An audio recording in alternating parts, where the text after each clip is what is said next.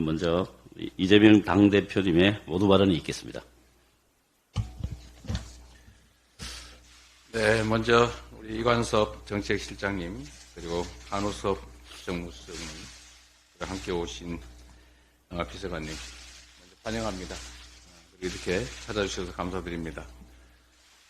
새롭게 더 중책을 맡게 되셨는데 축하드리고 국정에 많은 어려움이 있겠지만 우리 국가와 국민들 더 나은 미래를 위해서 배전의 노력을 해주실 것으로 믿습니다. 우리도 제1야당으로서 대통령실의 국정 운영에 대해서 협력할 수 있는 방안들을 최대한 찾아서 함께하도록 노력해왔고 또 앞으로도 노력하겠다는 말씀을 드립니다. 또 한편으로는 우리 야당 입장에서 또 드리고 싶은 말씀도 몇 가지 있어서 오신 기회에 한두 가지 말씀을 좀 드리도록 하겠습니다. 아시는 것처럼 우리 국민들의 삶이 민생이나 경제 여러 측면에서 매우 힘들다는 거 공감하실 것 같습니다. 그리고 또 한편으로는 외부적 상황도 어렵기도 하지만 또 한편으로는 우리 국민들께서 여러 가지 불편함과 불안함을 느끼고 있다는 점도 좀 생각해 주시기를 부탁드립니다. 지금이 또 한편 예산 국면이기도 한데 예산안에 대해서 정부 측에서도 어려움이 많겠지만 우리 야당 입장에서 보면 여러 가지 측면에서 좀 아쉬운 점들이 있다는 말씀을 좀 드립니다. 우리 개인 가정도 마찬가지인데 어렵고 힘들수록 미래를 위해서 투자해야 되고 가난하고 힘들지라도 자녀들 공부는 꼭 시켰는데 예산안에서 이번에 국가의 미래를 좌우할 R&D 예산이 대규모 삭감된 점에 대해서 우리 국민들께서 많이 우려하고 계십니다. 야당의 입장도 또 같다는 말씀을 드립니다.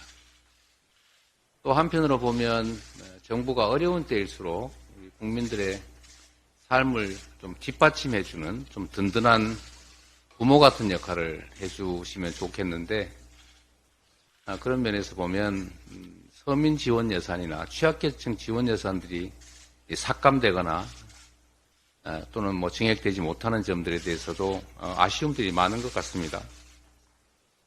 그 중에 하나가 예를 들면 골목상권이나 자영업자 지원에 필요한 지역화폐 예산 같은 것인데 좀 더 각별한 고려를 해주시면 좋겠다는 생각이 듭니다. 아마 이번 예산 국면에서도 중요한 쟁점 중에 하나 아닌가 싶습니다.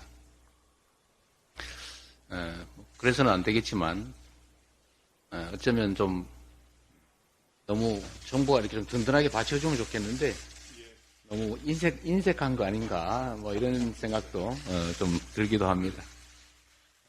이번 예산 타결은 결국 지금 용산의 입장이 대통령실의 입장이 가장 중요할 텐데 우리 야당의 입장이나 국민들의 이런 인식에 대해서도 좀 각별한 관심을 가져주시기를 부탁드립니다.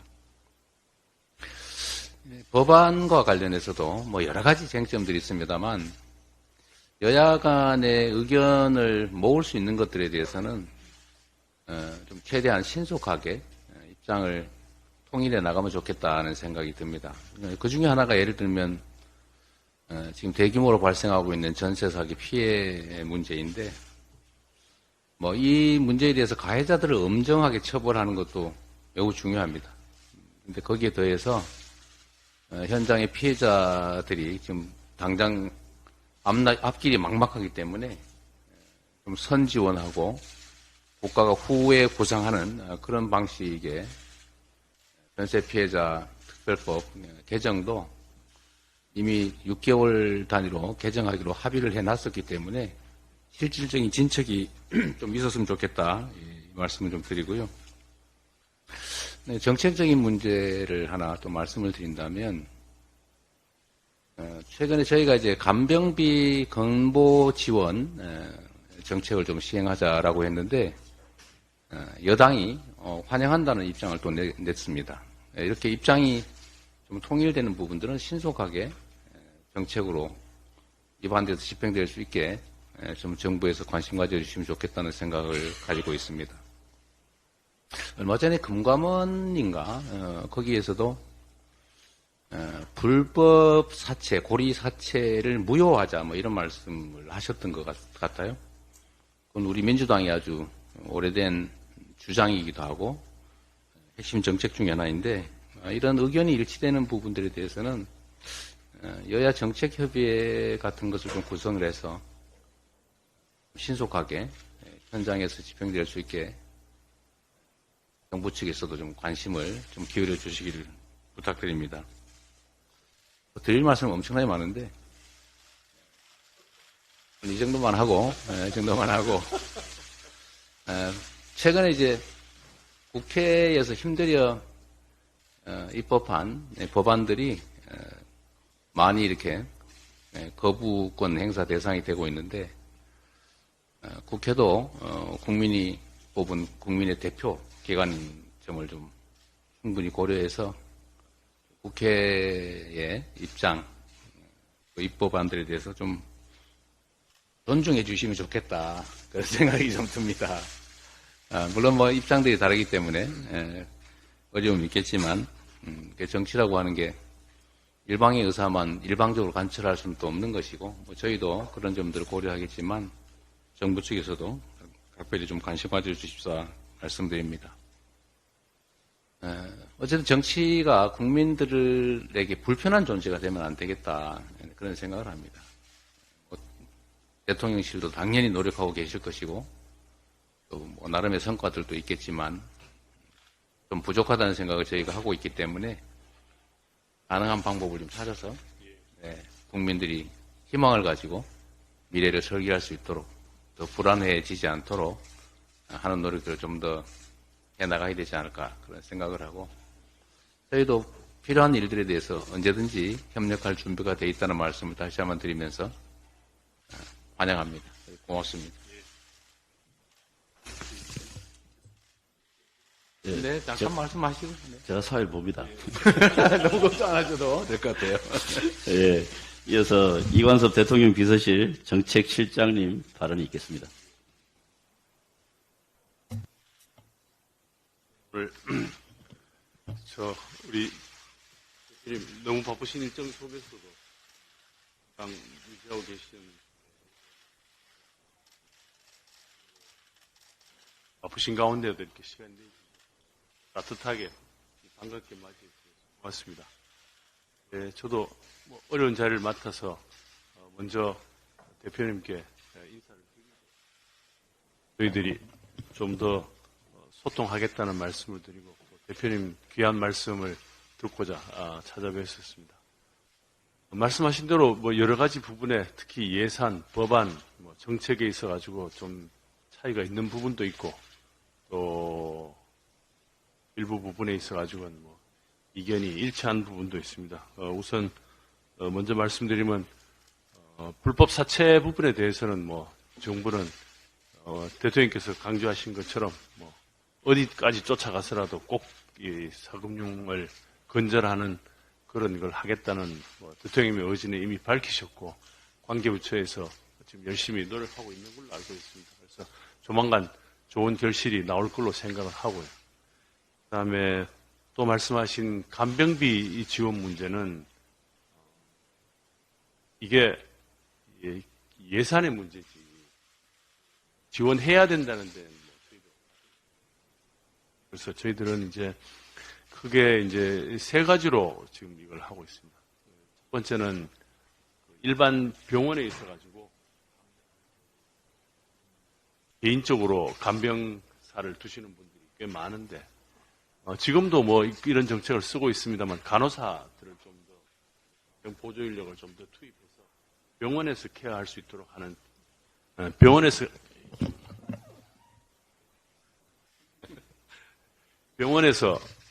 이 간호사나 간병사를 좀 더 투입해서 병원에서 해결하는 방안이 하나 있고요.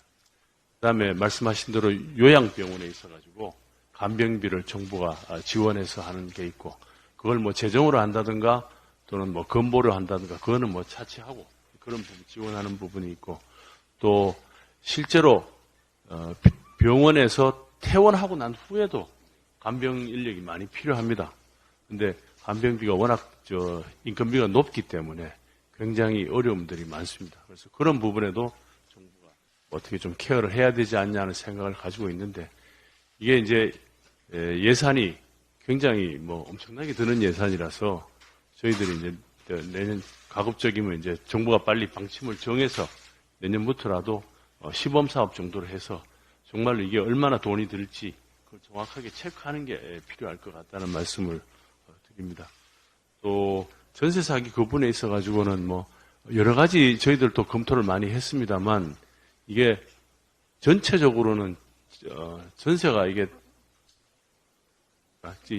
주택값이 이 전세값보다 떨어져서 발생하는 문제이기도 합니다. 그래서 이게 진짜 뭐 어떤 범죄 의도를 가지고 했는지 뭐 그런 부분들에 대해서 좀 더 살펴봐야 될 필요가 있는 거고요. 어떤 원칙 부분에 있어 가지고도 이걸 조금 해야 될 부분들이 좀 고민해야 될 부분들이 있는 것 같습니다. 그거는 뭐 여야 간에 지금 논의를 통해서 충분히 협의가 될 수 있을 것 같고요. R&D 예산은 이제 이렇습니다. 우리 굉장히 GDP 대비 저희가 R&D 지출은 세계 1위입니다. 그래서 이런 부분에서 우리가 R&D 지출을 뭐 더 줄이거나 할 생각은 없습니다. 다만 이제 저희가 가지고 있는 문제의식은 이 R&D가 너무 방만하게 쓰인다거나 R&D가 다른 목적으로 뭐 쓰이는 그런 부분들에 대해서는 좀 구조조정을 해야 될 필요가 있지 않냐는 그런 원천적인 생각을 가지고 있고요.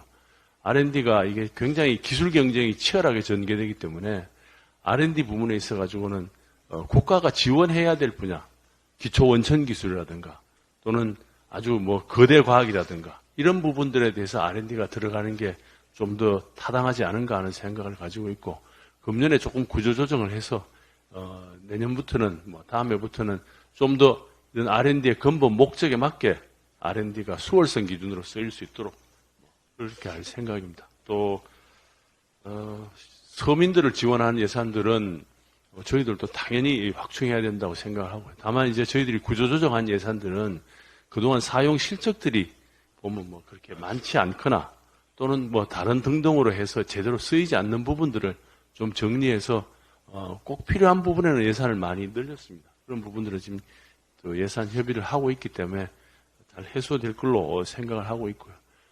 지역화폐 부분에 있어서는 이제 뭐 여러 연구 결과들이 있습니다.